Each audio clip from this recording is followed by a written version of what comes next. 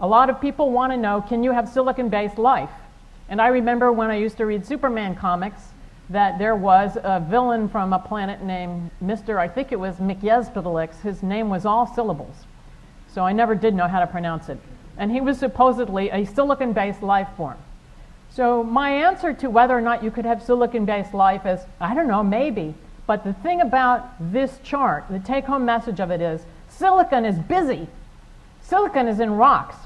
And when you make minerals, what happens is you'll get one chemical element surrounded by a few friends that are tightly bound to it.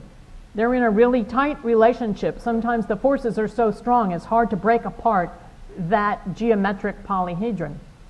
And that polyhedron comes apart as a chunk and then makes other minerals. So silicate rocks have silicate anions, and silicon is busy having a relationship with all these oxygens.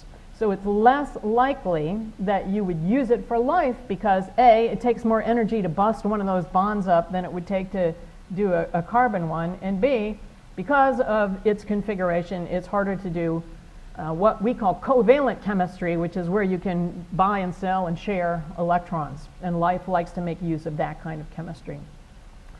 So when you're thinking about the chemistry of environments and what you need to make an environment be a habitable place, it's not just the chemistry